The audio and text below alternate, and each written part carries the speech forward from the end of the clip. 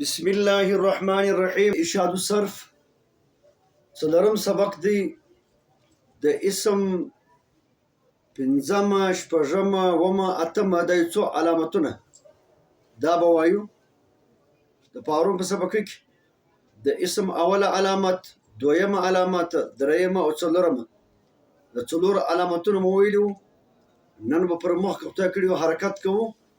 د اسم پنځمه علامت دا ده چې د کلمې اسم یا کلمه به د چا نوم وي په دنیا کې چې څومره اعلام دي، نمونه دي، دا ټوټل اسمونه دي. لکه عمران،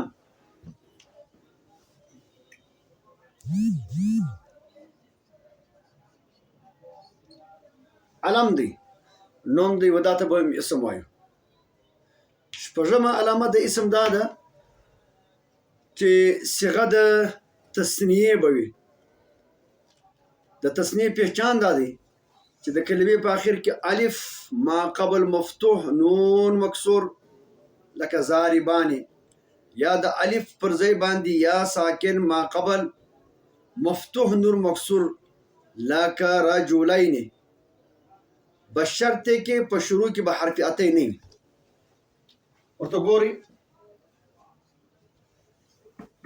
رجلان، پر رجلان کې الف ساکن ما قبل مفتوح نور مکسور.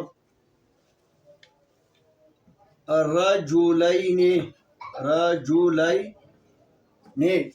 پر رجلین کې یا ساکن ما قبل مفتوح نور مکسور. په شروع کې به حرف عطی نه وي.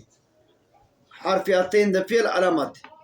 په شروع کې حرف عطی راغلی، په آخر کې الف نون زیرنی راغلی دي، بیا به هم موږ فعل ورته وایي، اسم به نه ورته وایي. بل علامت د اسم دا ده چې د کلمې صيغه به د جمع مذکر سالم وي.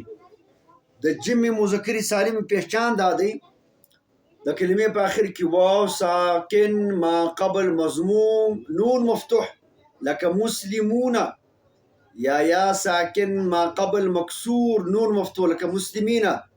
بشرطه کې په شروع کې به حرف عطی نه وي. تی اوس ورته وګورئ،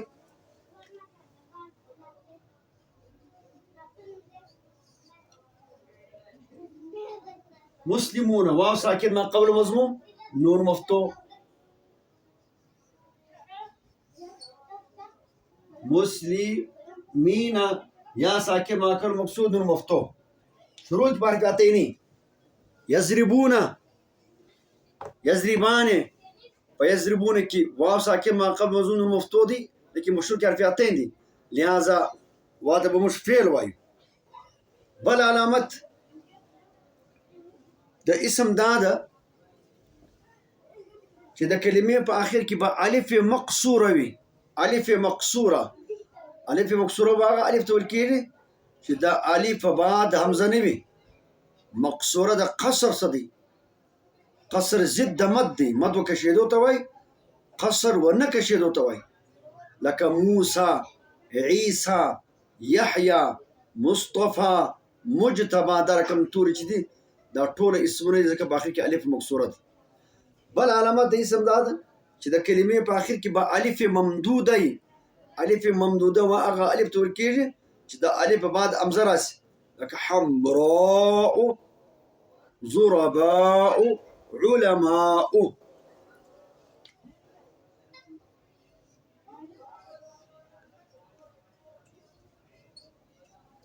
دا ته وایي الف ممدوده.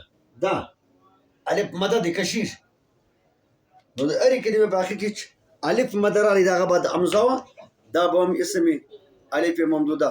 دغه یې پنځه شپږ علامتونه د اسم یې وویل. الله پاک دې ستاسو د ټولو په دې سر خلاص کړي. الله دې دا وینا په خپله دربار کې قبول کړي.